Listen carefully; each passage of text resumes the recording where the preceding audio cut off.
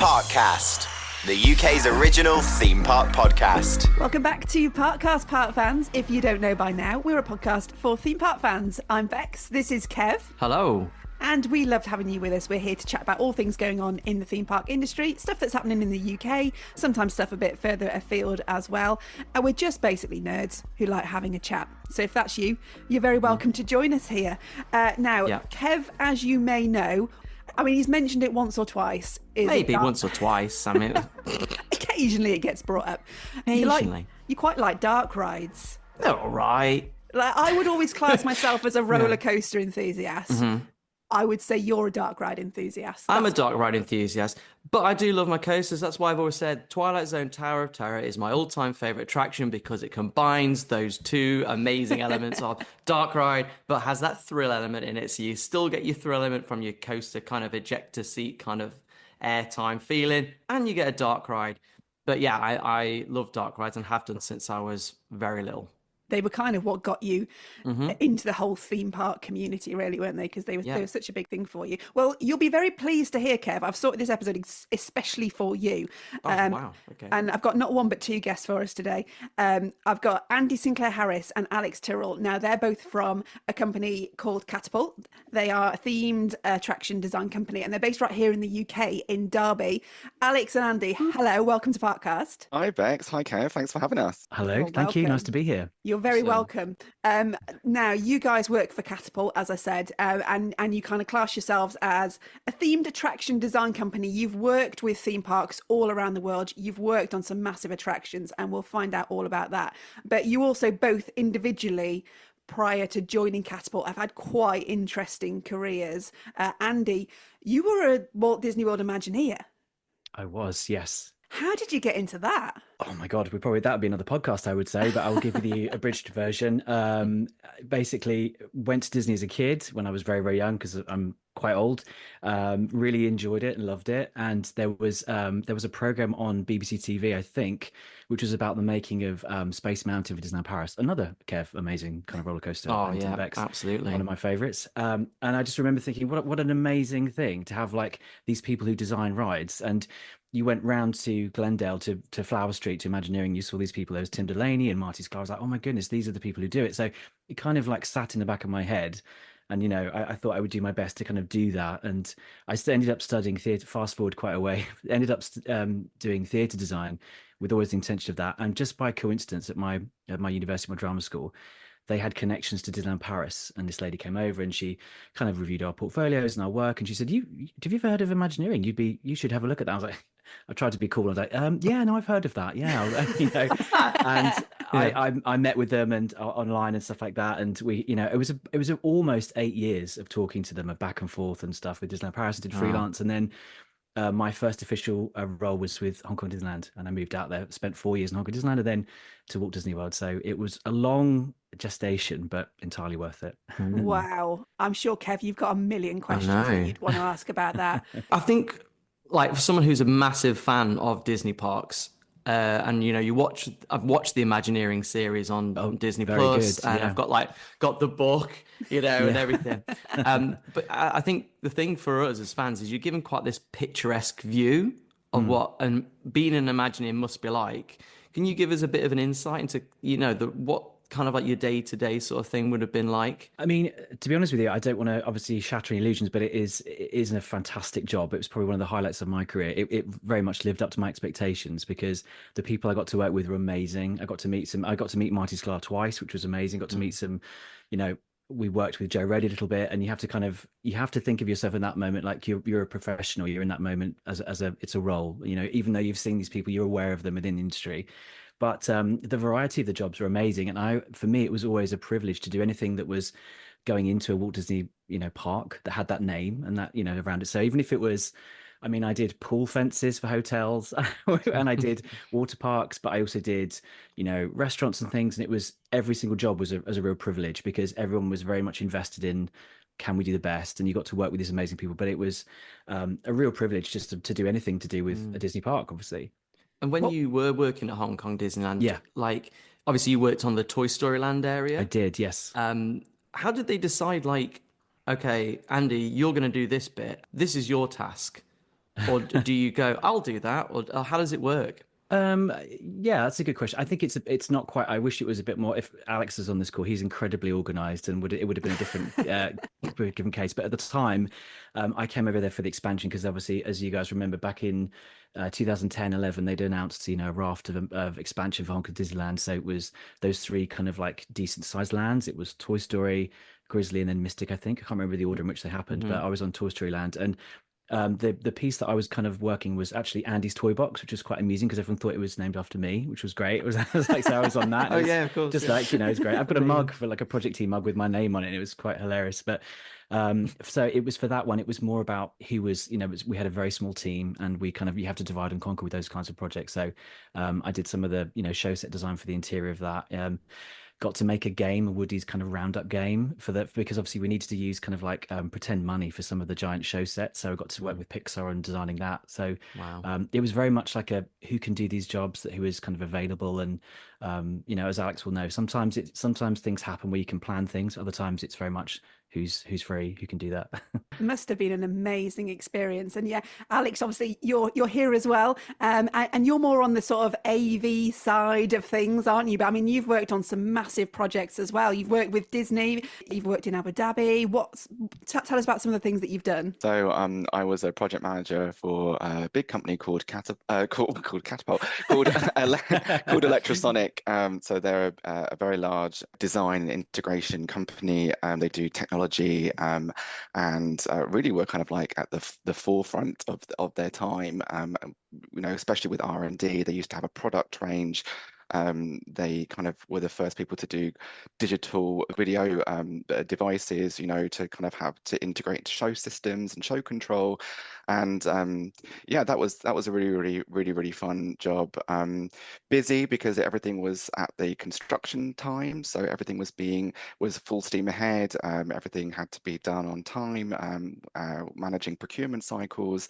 But yeah, I mean, one of my last projects I completed before leaving was Marvel's Avengers Campus at Disneyland Paris, and that was at such a really interesting time because that was being built during the pandemic, and Disney have very, very strict testing policies and procedures where they have to come to your fabrication facility and they have to see how everything's built.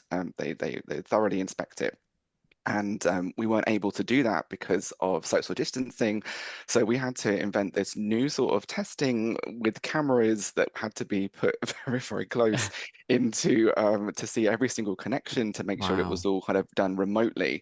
And when we were able to, we were then shipped the equipment to site, and Disney's integration team plugged it all in, and thankfully it worked. So it was a hold your breath moment. Which attraction was that? The Rock and Roller Coaster re-theme, and it was the Spider-Man ride. Wow. Fantastic. Both really good. I love what they've done with Rock and Roller Coaster. The Iron Man animatronic particularly is breathtaking when you see it. Yeah. And just what I love about Disney parks particularly is because you have that, as someone who loved all the Marvel films, even at the age I am, walking into that world, you get that giddy kind of, oh my goodness, I'm almost living in this experience, this world with the music playing. But even the Spider-Man attraction was great because all three of my children can go on it and join in with it. And that's what Disney do so well at, there was no height restriction on it. And it's great when you're seeing their reaction, like in the pre-show and all the special effects, and it's such a wonderful thing as a parent with your kids going to Disney parks and they're like walking into Avengers Campus, even though they might not be as big a Marvel fan as me, but just seeing their like expression of how do they do that? Don't ask me. Even though I've got a book, I still don't know some of this stuff, how you do it. Yeah, it's so fun, and I appreciate you talking about having that sort of gameplay with your kids as well on the Spider-Man ride, because it's really fun. You can just be, you can either go full hog on it and be like, I'm gonna really do this, or you can just kind of like just enjoy the scenery and enjoy the visuals there, because it's very, very high quality video that they've got in there, and then it's a super fun system they use for the gameplay. That's what's really fun about connecting families together, having fun with your family. So it's a very inclusive attraction in that way. And I think it's a good one for Paris because Disneyland Paris, particularly all of their dark rides, that is literally the only one that is really screen based. And I know there's always a big debate between enthusiasts when it comes to dark rides about screen or not screen, and whether do you just go all out practical effects. I know there's Ratatouille as well, at Disneyland Paris as well. But in terms of like that kind of interactive screen element, I think it works really well. And it's nice at Paris. You get that nice variety of dark rides. It's a good balance. Yeah, it's a good balance. And it's interesting you kind of talk about the pros and cons of screen-based attractions, but when used correctly, they work very well to convey the story. It's kind of extending your field of view, especially if it's combined with with real sets. Then you feel further immersed. You can see greater distance, and it really brings you in properly. If the screen's hidden, it looks great. You shouldn't ever see technology in an attraction. I agree with that. Technology should there be just to like enhance magic. it. As technology advances, and I think Disney is a really, really good example of waiting until the technology is available before they use it. If it can't be done, they won't make the attraction, and they'll wait until the technology is available, which really pushes companies like Electrosonic to kind of come up with really, really good solutions that are ahead of their time. It's fascinating the things that you guys have worked on, and we're going to cover this so much more as we go through this. My kind of thoughts for today's episode were, do we in the UK not appreciate dark rides enough? Or do we not realise that we appreciate them enough? We've talked about Disney, we've done a lot about Disneyland Paris and the technology that they're using there with their dark rides. It's not really something that we've seen on dark attractions in this country yet. And it's not just at Disney, because we see it at places like Efteling, Europa Park. They love a dark ride, and as soon as that technology's out, they're there and they're using it. Symbolica at Efteling, incredible dark rides, really going to town with that trackless ride technology. And yet we haven't really cottoned onto it here, and we don't have a major dark ride attraction in the UK that we're like, that's the one that everyone kind of looks to.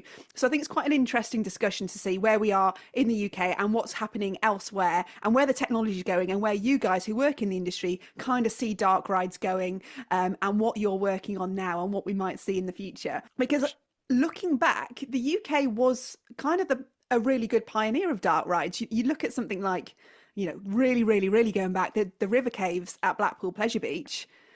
What an amazing themed attraction that must have seemed when it first opened. Yeah, absolutely. I totally agree. And I think before we kind of go into a bit more detail, it's good to kind of explain what a dark ride actually is, because it's a ride in the dark. It's an attraction in the dark, right? But there are lots of different versions of that. So people could consider flying cinemas dark rides. You could consider the Vekoma Madhouses as dark rides, not just ones that are on tracks or trackless systems that go around different scenes. Even well-themed indoor water rides like Valhalla at Blackpool it could be considered as a dark ride. There are quite a few in the UK that we've got Gangster's Granny in Alton Towers, you've got Curse of Alton Manor, you've got the Legoland Flying Cinema, you've got the Gruffalo ride at Chestington, which was a refresh. You've got Valhalla at Blackpool, you've got Monsters Party at Legoland. There are quite a few, and there's also that new Cadbury's attraction as well, which is also a dark ride. Of course, yeah, that's right. And trackless, right? Yeah, trackless. Yeah. It's the EFT ride system. Yeah. So there are quite a few, but I think you made a good point, Bex, when you said that there's not one that you think, wow, that is like, I don't know, that is the gold standard. Exactly. In the UK, and there isn't that yet. And Enter Universal. Oh yeah, Bedford. Yeah, Bedford. But then I think when you got to think, these parks are in the UK are quite economically driven, so they need to rely on things like IP buy-in, which Disney don't have to pay for. Yeah. And Yeah. and those are very expensive contracts. And also, we try and attract park numbers and boost attendance with new attractions, because attractions are expensive. These dark rides are expensive, and well, every new attraction is expensive, but you do need to kind of get more revenue in. So you need to have a good marketing campaign behind it, and you need to have a hitch. And that is usually something like the biggest, the fastest, the tallest. That's quite a lot what we see a lot of in the UK, because they are big pullers that increase guest attendance. So yeah, but going back, like I'm a nostalgia guy. I loved the Bubble Works at Chessington. It was like I think that was remember it my well. first Remember it ever well. induction into dark rides. I think we can all remember the smell. And Yeah. yeah, and it's like, and that again, scent is such an important thing when you're working with Absolutely. attractions, because not only does it, further immerse you into a space, but also you have that memory of it. So you're gonna really, really relive being back in there again. And that was the thing with the Bubble Works and obviously the Haunted House around the same time. Classic John Wardley attractions, which Kev knows inside out, loves, adores them. Right. His background being like film and theatre, he wanted to bring that theatricality to it, didn't he? And which he did so well. And we did an interview with him last year, and his whole thing was he wanted people to really feel something when you were riding these attractions. It wasn't enough to just go round. You had to feel like you were really, really in it and in a world. And I guess, I don't know, Kev, correct me if I'm wrong. I guess he kind of took inspiration from what Disney were doing. I think when he was doing it.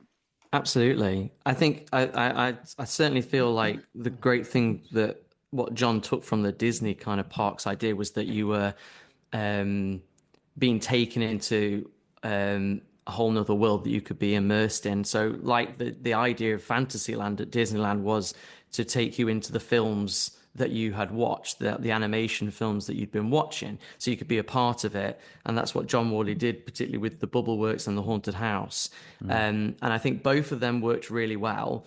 And the Haunted House particularly worked really well because he tried to do something that was like Disney, but different in that it wasn't an omni-mover system. You were on a car that could be controlled at different speeds, which was the first at the time. No one had ever done that on a ghost train type ride before, where the car could speed up and slow down at different sections. So that you were only a couple of times, I think there was twice on the Haunted House where you could see another car, but the majority of the rest of the ride, you were on your own. And that was the idea. You're on your own in this little car going around a haunted house. And I think that's what made that ride really good. And I think John Wardley's idea of the queue line is part of the attraction too. Yeah. And it's not just a cattle pen and then you're in, that you had the graveyard outside, you had the walkthrough section into the house with the pre-show kind of area with all the different things going on around you to immerse you in, and then you were on the ride. But for me, it was Pirate Adventure at Drayton Manor was the first kind of major dark ride I went on. Did you guys ever go on that? I did. I had family near Staffordshire, so I think I went on it, but I can't remember it very well because I'd been to Disneyland Paris at a similar sort of time. I'm kind of conflating the two, but I vaguely remember it. Yeah. It was very similar, by, isn't it? Yeah, it takes lovely cues from. It does. Inspiration from. Yeah.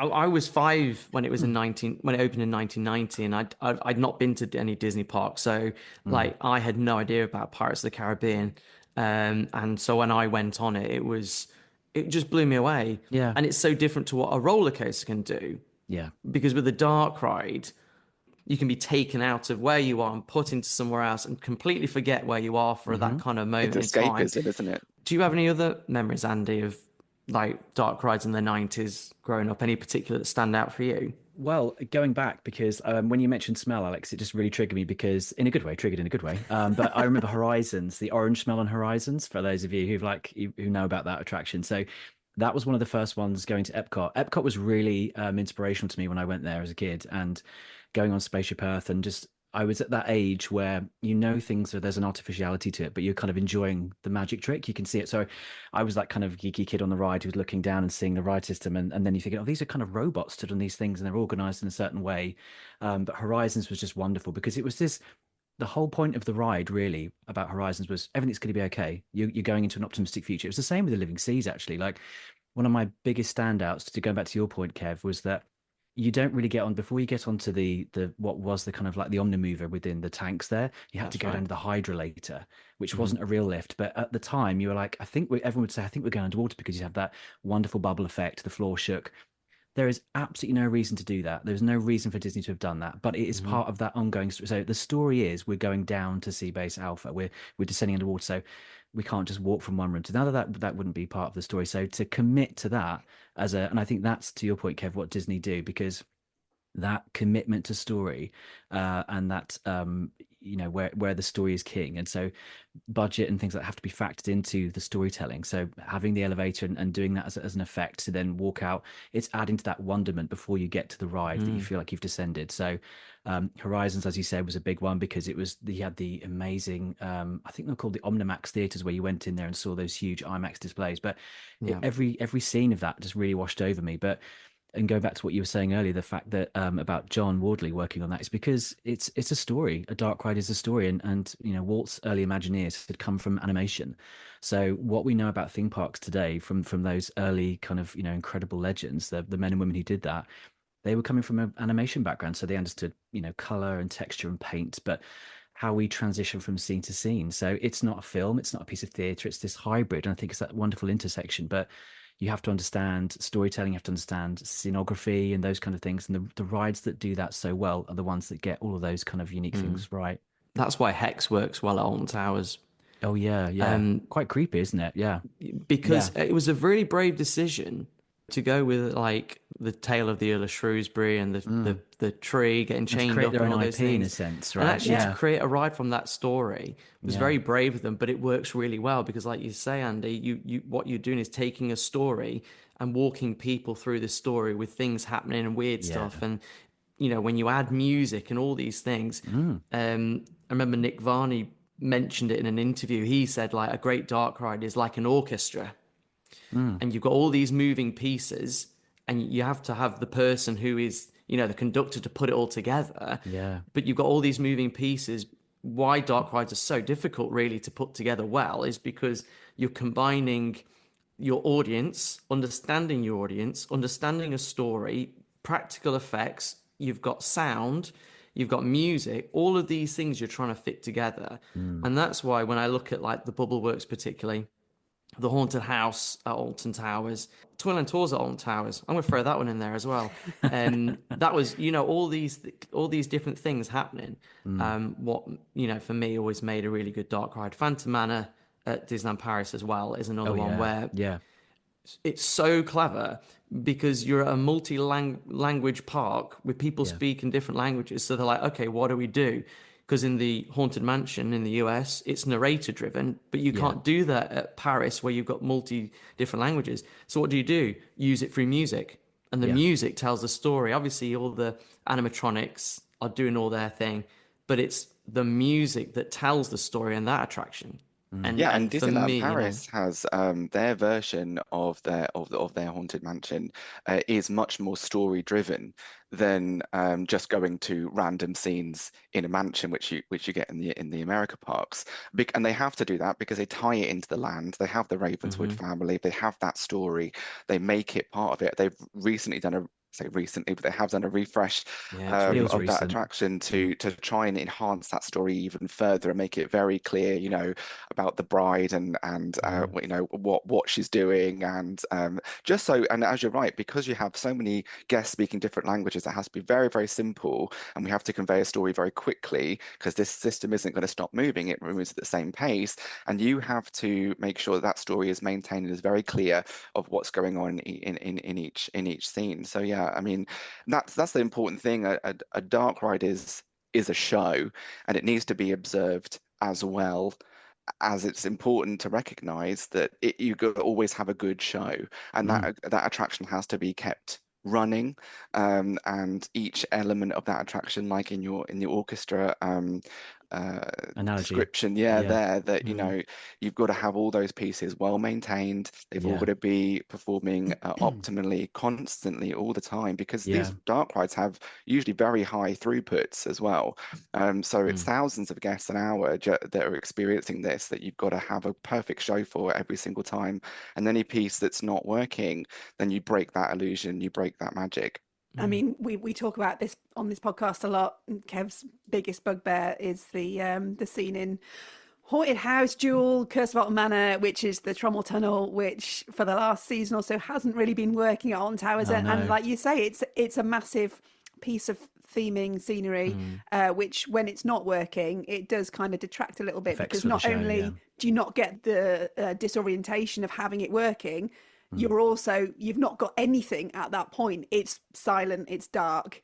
You've come from a very immersive scene into a few seconds of, should something be happening here? So, and that's one of the things that Disney do really well, is that when I was at Disney, one of the teams that I was on for a certain time was what was called the SQS team at the time, which is show quality standards. So the fact that Disney have, I mean, for example, like take Pirates in Disneyland, there is troves and troves of books about how the pirate should be. So it's like a theatre production. You know, Alex and I both work in theatre as well. But when you have that first night, when the director and all the company have done that, that's how you would like that show to be seen every single time. And we always have to, and I think you always have to remember as ride creators and designers that, you know, just because, you know, the first week is perfect, everything's great. If you fast forward 8 years to that, and you know, Tony Baxter always talks about that as well, that you don't design a ride for the first go. You know, we've been designing at Katapult a ride recently, a dark ride, which I can't talk about. But little teaser. Little tease. But tell us afterwards. Yeah, it's not about designing that. I've been talking to the team. We don't design it for that first go. You do design it for the 50th time. Why would someone want to come back with their family? Kev bring his kids back again and again because of those story points. And yet again, not to get into the weeds of designing a ride, but we've been talking about recently how if you have figures there, I mean, because I've kind of semi come from an animation background as well, and we talk about when we design the figures that you should silhouette them like you do in animation. So silhouette them to completely darken them out. And so if you could just see them in silhouette without any form, could you tell what they were doing? If they're pointing, if they're gesturing, if the sound went out on your ride, would guests know what they were doing about? It's this kind of visual literacy that I, you know, really bang on about with the team, and the fact that you could take that ride and it wouldn't necessarily be dependent on a narration or something. Like, as you said, Kev, music is important, sound effects, but if you can get a sense of that through just what you're seeing and observing, and a lot of dark rides, you don't have a lot of time to tell a story. It's not like reading a book or a film where you can sit through a prequel. You've got seconds in a scene to see two characters. What are they doing? What are their intentions? How do I feel about them? How do I feel in this scene? And all of that, to go back to your orchestra point, Kev, is very much a, you know, conductor's job that Alex and I have to do to kind of sell that scene in a few seconds. And, you know, and also just following up from what we're saying, make sure that park maintains those creative intent, which sometimes they don't. And obviously that is, it's very much a, you know, a contract that you have to take on board as an operator. The fact that, going back to your point, Bex, if that tunnel isn't working, we would see that as a, you know, and let's not mention the Yeti at Expedition Everest, because that's one of the biggest bugbears that the fan community have about that. But and because you can make a point, the operations team can say, you know, look, if we take this ride down to fix that, it's a very large fix to do that thing, so it's going to have a negative impact on guest operations and things like that. But from a show standard, you'd want that to be working because it's a really big, you know, really big end point. It's the finale to that incredible roller coaster. Well, John Wardley mentioned that, didn't he, Bex, when we interviewed him last year, and he made the point that when he designed the haunted house, they built it, and then the idea was to keep adding new things over the years. Yeah. So you would keep adding new effects in because you want it to keep lasting. Yeah, you want to keep it fresh because you don't want people to keep coming back again, because that's what happened with the haunted house. Was it after 10 years, nothing new had been added and actually been just left. So no one had gone in and said, let's fix this, let's fix that. It just got left. And he was very disappointed because what he was saying was that when Nemesis opened in 94, they'd already said, well, the haunted house is doing really well. We're focused on Nemesis. We don't need to go back to it. And then in 96, they built the hotel. They were doing all these things. This was the next thing. Then Oblivion was the next kind of big thing. They were focusing on these things. They didn't want to go back to it. And do you think that's kind of a problem we have in the UK with our dark rides? Well, they're very expensive, and the more the more moving parts that you have in them, like especially if you've got animatronics, moving figures, you've got moving set pieces, you've got lighting, you've got sound system, you've got possibly a video system as well, and you've got the ride system, and you've got all of the climate control in the building and everything. So it's very, very expensive to that, and that might be off-putting to some operators because they recognize that it's not just putting a coaster outside and putting a sign in front of it and saying it's open. You've got to do a lot of work, and you've got to have multiple disciplinary teams. I'm not saying I'm making it out like a coaster is very simple, but in comparison to having a dark ride, there's so many more moving parts that you've got to control to get into the design of it, build it, and then the maintenance, and that might be off-putting to operators because it's a long-term investment. Alex makes a really good point there with the multidisciplinary teams. I think that's exactly what it is. The fact that you can't necessarily ask an operations team to know all the effects that are working, and that's kind of going back to what we were saying about that show quality standard guide. So what does what does the Haunted Mansion look like on day one? And you kind of need a team to be there to be looking at that, art directors on site to be saying, okay, the tunnel's not working today, or this scene is low lit, because things like lights and effects can go really quickly, like smoke machines. There are all those long working effects that can sometimes just decline by degrees. And I think that's a terrible thing to creep into attractions, that declining by degrees. So we've got to be, as creatives, you want that to be maintained, but sometimes it's a lot to ask of a local team, because they're really maintaining their main priority is guest safety. That's the first thing we should always think about. And then after that, you kind of get into the literal nuts and bolts. How are these wheels doing? Do I need to order another fuse box for this, the electronics? And then unfortunately you might not notice that the light that hit that tree in scene 5 is out, and they don't notice that. So I think it's to do with maybe it's not the right kind of planning at the beginning, or certainly not the right kind of creative maintenance. Maybe it's creative maintenance. It has to be a partnership, as Alex said, I think. And it's important to recognize that, and to all the ride operators out there, it's not the ride operator's responsibility or job to ensure that that ride is a perfect show every time. Their job is to open it and make sure, and as I said, as Andy said, like keep guest safety and keep ride throughput. So you still have guests going on that ride, so it's not closed down. So you still make sure that your guests are evenly distributed around the park. You're not getting too busy areas or too crowded areas, and they just have to open it and run it. And they've got a lot of stuff to do in a day when they're operating that ride. Not all parks have the creative team on site able to inspect them and make sure that the show is being displayed as it was intended. But the thing that I get frustrated with is, and I've done this before, so when the Curse at Alton Manor opened, will be 2 years ago now, the problem is that first year I was like, I'm going to enjoy it as it is. Which is, which is a sad thing to think, is that that's a shame. I'm going to take this in now, of that. because the problem is, and it's happened throughout so many years with other rides, that enjoy it in its first year opening, because like we've had with Trommel Tunnel not working, some effects aren't working as they were. This is the problem. You get to the point now, it's like, well, I enjoyed it while it was working. And I've always said, they invested so much money in the Curse at Alton Manor. For me, with Valhalla as one of the best dark rides in the country. And the reason for that was because the amount of effort they'd put into obviously what John Burton had done. He'd obviously followed the John Wardley model and create this really immersive, great dark ride.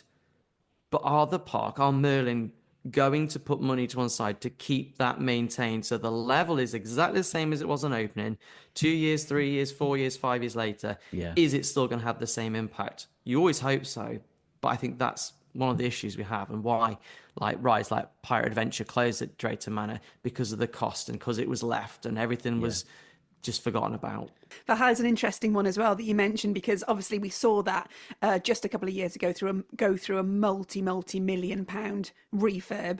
And Blackpool Pleasure Beach isn't a park that you traditionally associate with really heavily themed attractions, and it was always quite interesting that they put Valhalla in the first place, because it was a seaside amusement park and it was very much stick a ride down, off we go. And then so to put in this ride which had so many effects, and literally you've got fire, ice, light, sounds, smells.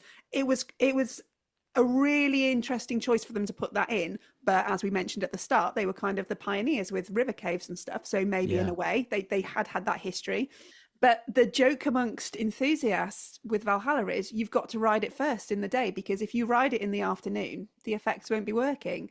And it's really sad that we have to think in that way. And as you guys have said, these things cost a lot of money. There's so much effort that has to go into maintaining it. You need someone to be going around it each day, like with a little notebook going, this isn't working today, this isn't. And then if it's not working, what do? Do you close it for the day? It's that balance, I guess, of keeping guests happy or just not providing them the ride experience. And Alex and I talked about this because, again, going back to our theatrical kind of background, that you have shows that have been running in the West End for literal decades now, but they have employed, show directors to kind of maintain, say it's, Les Miserables, Phantom of the Opera. They're maintaining that show intent from the 1980s, for example, and they have to they want that original intent for potentially a director who's no longer alive, a designer who's no longer alive. But what was that original intent? How are we maintaining that? Because that show is not just going to continue day after day without any kind of creative checks on it. People would it's going to become a real facsimile of its first day. So but we don't, to your point, we don't tend to do that with our dark rides and our attractions, because roller coasters, have, as you said, I think, Kev, there is a uniqueness to them, which is maybe easier to distinguish. These bolts aren't working. That's it's electronically based, but because we're talking about show, the more theatrical you get, the more creative endeavors you get, it's more of that maintenance, which a lot of these parks just don't have the capex potentially to invest in that team to be going around and doing that. And I think that's why we see these kind of, like we said, declining by degrees, which is really sad. I didn't know that about Valhalla, that the afternoons. I mean, that's a shame. You want that great intent for we tried to aim for it. Speaking of Katapult, we would want that intent throughout for every single guest. So yeah. And I don't want to do Valhalla any disservice here. I think in terms of dark rides in the UK, it's if not the number one, it's certainly top three. In terms of well-themed attractions, it's incredible. And we all know Amanda Thompson is, again, she's theatrically based. Hot Ice. That is her background. She likes to put on a show, and I'm sure she doesn't like that attraction not working as much as we don't. But it's just one of those things when there's so many things within it which could and do go wrong. It becomes a bit of a nightmare to manage. But if you do get a run through when everything's working, wow, what a phenomenal experience that ride is. We've mentioned John Wardley and the Haunted House quite a bit, and I thought this is an interesting thing, and maybe Alex, you can give us some reading on this as well. When we interviewed him, as Kev mentioned, he was quite disappointed about the fact that the Haunted House didn't get the yearly investment, which he'd kind of understood was going to be the case, to the point where Alton Towers said, right, the ride's closing and we're going to retheme it as Jewel. And John didn't mince his words when he spoke to us. If you've not heard that episode, by the way, do go back and listen to it. Fascinating interview.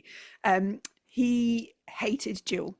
He absolutely hated the fact that his dark ride had become interactive and in his words, had become a game.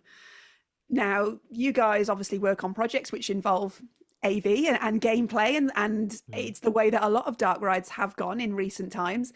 What are your kind of thoughts on the use of that kind of technology in dark rides now? Did you think, yeah, I can see John's point, or are you like, well, something needed to change, the public wanted something new? I think as a creative, when you put something into the world, like a very nice attraction, very lovely ride that you put years of work into, and only for the operator to make an executive decision to change the guest experience, probably without consulting you first, I guess in John Wardley's case, then obviously that can be very disappointing to hear. But there's often good business cases to support why you want interactivity, why you need to refresh these attractions. And I guess to what I was saying earlier, these things cost money. They obviously recognized the attraction needed a refresh, but they also needed to bring in more people. And they do that by plugging what's the catch, what's the hitch here? That is the shooting element, and that will bring more people in because it's exciting, it's new, it's different. We can also then spend more money on upgrading the attraction, upgrading the effects. So that might have been a business case to support that additional interactive element. I really like interactive rides. I really like it because I feel like it's family togetherness, or you go with your friends. Scoring's really fun because you can feel competitive. You're also seeing these lovely sets, and you are experiencing a ride, especially if the ride's been designed like that from the beginning. And there are some really, really good examples of shooting rides. And one of my favorites is in Tokyo Disney with the monster. It's the Monsters Inc. Oh, hide and go seek, I think. Yeah. Such a good Yeah, it looks execution there, amazing. because you're not shooting anything, which sometimes I take an issue with using guns and weapons, but you're just highlighting things with torches, and that's also a really, really fun explorative way of interacting with a ride.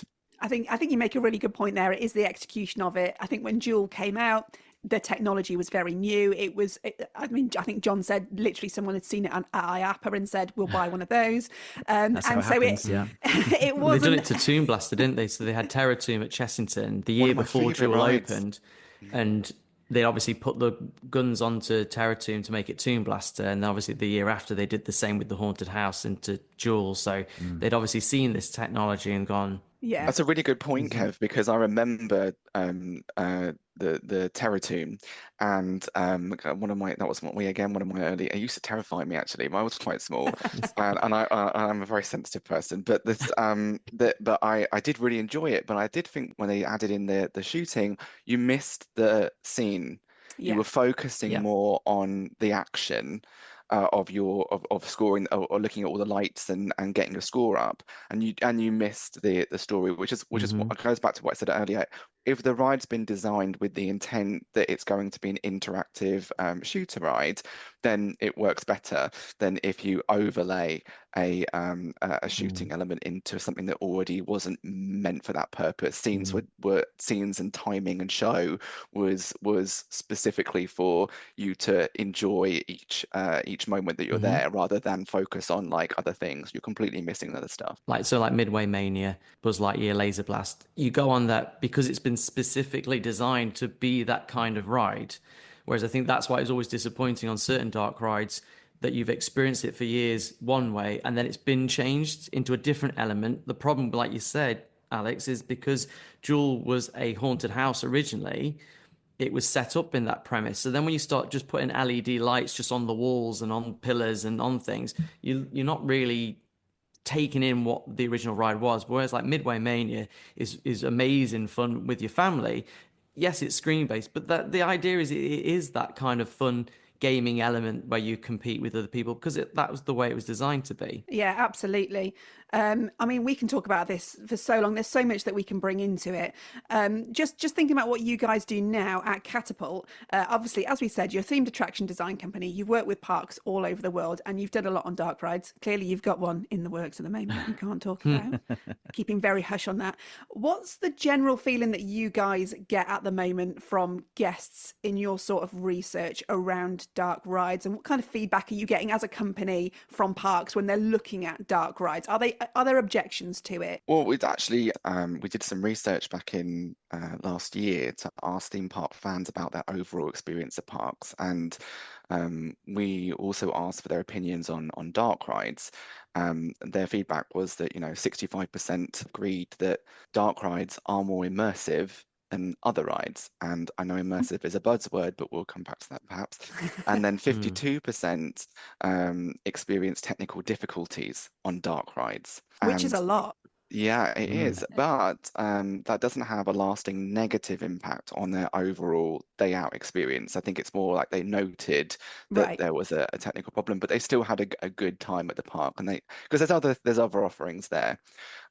So yeah, I think experience-wise, we know that that there's a high percentage of people like dark rides, like having that feeling of immersion, like having things to look at, having nice sets, and it just makes it much more tactile and real, rather than just sitting on a coaster and going up and down and having some fun bunny hops and air times, which we really enjoy. But there is something completely different by going in a dark ride. So we do see that there is, from an audience perspective, there is a demand and a need for it.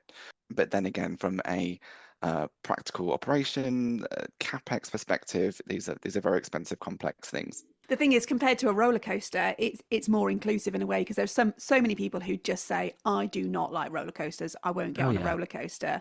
A dark ride is more of a gentle introduction into a ride experience. Most people in a family can go on it, grandparents, very young children. Like you say, you can share that family experience. So there's definitely good reason for parks to install them. In terms of what you guys have seen, where do you think the technology is going? What might we see in the future? What might be coming our way? What are you guys excited about to put into dark rides in the future? I guess looking ahead, you can see, Rise of the Resistance, for example, is extremely technical, and very immersive, still a very heavy on IP. And Universal Epic Universe is opening with some unique ride systems and effects. I think it's important to note, though, those are really big players with really big pockets. Yeah. But I don't think the future necessarily means to spend lots of money. But I do think it means to give guests a further and deeper level of immersion. And perhaps, Andy, like when we talk about what is the future of dark rides, I think story is certainly is important. How does that story factor into it? Where does it go? Yeah, I definitely think we're on a kind of march back to basics. I think, I think it's like we talked about, it's a commitment to story.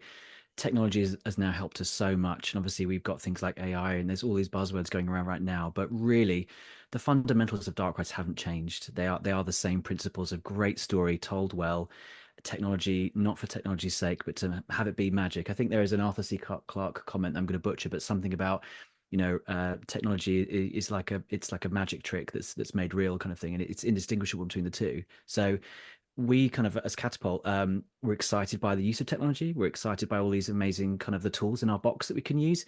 But at the same time, that's not what drives us. That's what telling great stories, making those deep memories for guests for a long, long time to come. And as Alex, we use the I word, immersion, but true immersion is something we really seek, that people are really enveloped in a particular story that we're designing. So that's what excites us. And like I said, having a greater palette of tools to play with is great, but it's how you use them, I think. I know you can't tell us about your new attraction that you're working on at the moment, but in terms of your time at Katapult, what has stood out to you as things that you've worked on that you've really enjoyed? Oh my goodness. We have a really good partnership with Lego and the Lego group. It's very, very fun. Their whole ethos of hands-on play, that's really exciting. And to bring that into the parks as well, and have the parks allow their guests to have that space to have a hands-on play experience, that's really lovely as well. And we also work with Legoland Discovery Centres. Something that we've worked on recently, it's been really interesting as well for me, has been the tunnels in Gibraltar, because that's taking local stories of World War II and the Gibraltarian story, and creating this not really a museum attraction, more like a heritage visitor attraction, and doing that. That's also been really unique and fun to work on.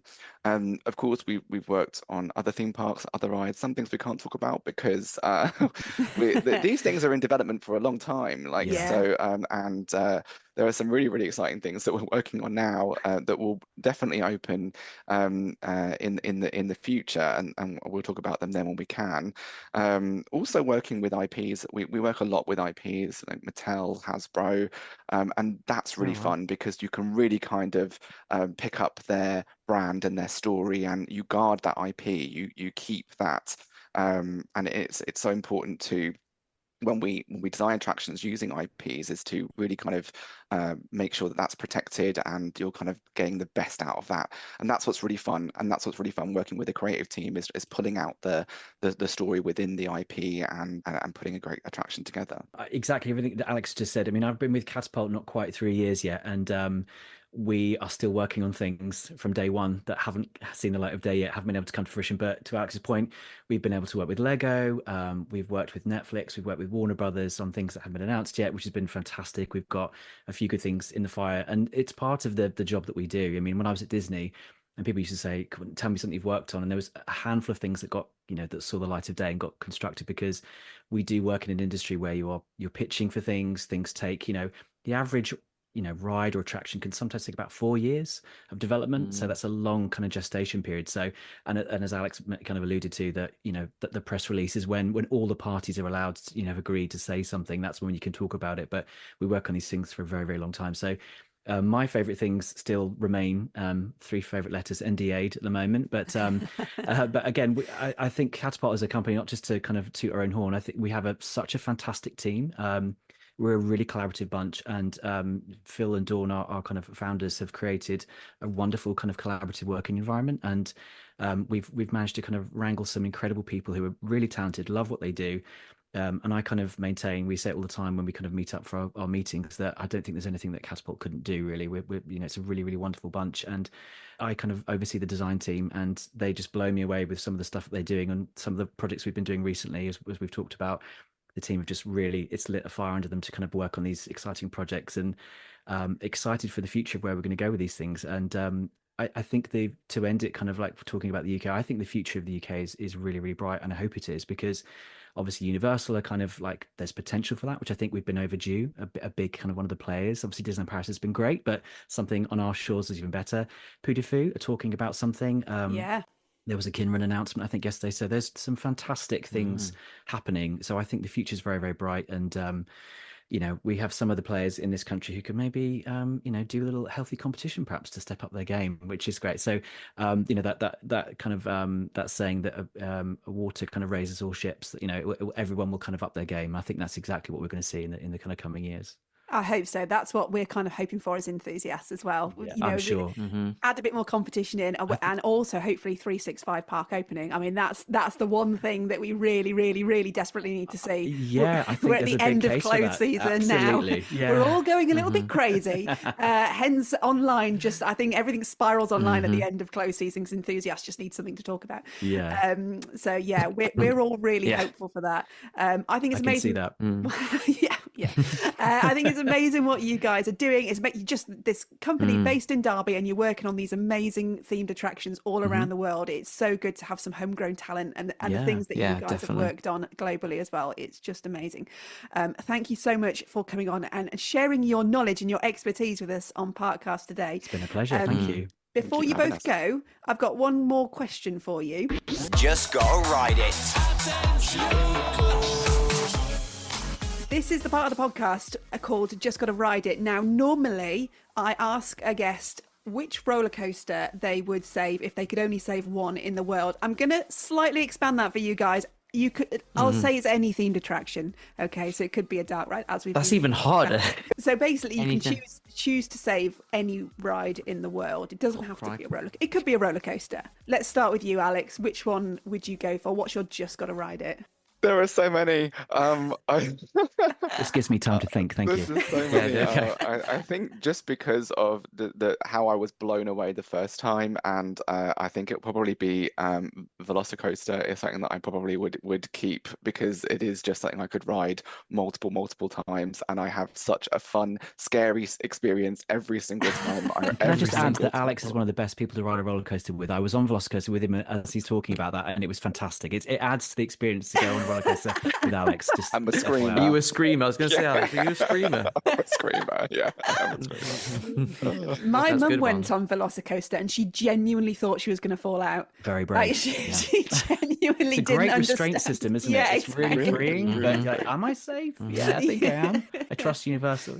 Yeah. Okay, good one. We like that. We're fingers crossing for a Velocicoaster in the UK as well, just from our side of things. So we've got everything crossed. If Universal happens, that they'll bring one of those over here. Right, Andy, your time is up. You need to make a decision. Well, if I'm really on the spot here, I'm going to go. Kev mentioned it earlier, Tower of Terror, the original one, the Twilight Zone Tower of Terror in Hollywood Studios, because I remember going on that as a kid when it first opened, and I was absolutely terrified. And it just goes to show that Disney can take what is essentially like a drop tower and redress that with an incredible story. And yes, of course, it is IP with Tower of Terror, but it's an expansion of that. But what I particularly loved about that was the sign out the front. I remember seeing the sign with the fiber optics kind of change. I was like, okay, there's something happening here. It was decrepit. You got a sense of this looming kind of, danger. Something's happened.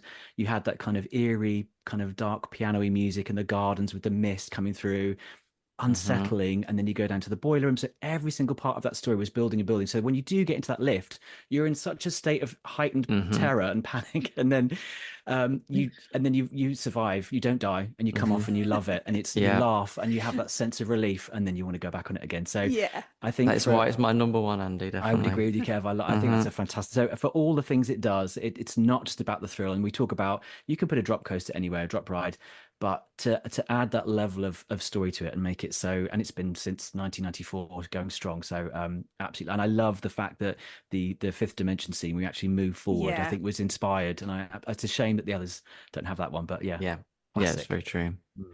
Both excellent choices. Can't fault you with those at all. What about you two? Come on, let's go. Here we go. Mine was the Grand National at Blackpool Pleasure Beach. Oh, right. Which was a very Classic. controversial choice. Classic. Very, very controversial. Enthusiasts either love it or hate it. But for me, it was just one of the first rides I went on. I just think everyone's got to go and ride it once. Love it. Yeah, absolutely. And mine was Nemesis Reborn as the coaster. But if I was allowed to pick another one, I wasn't given that option. Oh, here we go. He's complaining I wasn't given that option. And so I would have said Tower of Terror. Oh, yeah, fantastic. Or Big Thunder Mountain, Disneyland Paris. I can't. John Maudley's with Big Thunder Mountain. It is that. It's a completely unique, isn't it? Because it goes under the water, and you have that really, and it makes you feel like you're going so much faster than you're actually going, purely because you're in the dark. And with these new effects, with the fuses and the explosion, it's lovely. Yeah. Amazing. So I've got three. There's three for my top one. I've got my three. top one is actually three, depending on the category we're going for here. It's not in the spirit of the feature, but there we go. I'll try and save them all for you. Can't promise anything. Andy, Alex, thank you so much once again for coming on Parkcast. It's been fascinating speaking to you. We will keep our eyes on some announcements from Katapult about these sneaky little rides that you're working on, and we wish you guys all the best over the next couple of years. I can't wait to see what you get up to, and please come back on in the future. We'd love to catch up with you again. We'd love to. Yeah, we'd love to. It's been really, really fun. Thank you so much for having us. So much fun talking to you guys. Thank you so much for having us. Such fun. All right, guys, have a great day. If you did enjoy today's episode, please do give us a rating. It helps. And if you subscribe, you're going to get notification every time we release a new episode. For now, though, we've been Parkcast. Parkcast. The UK's original theme park podcast.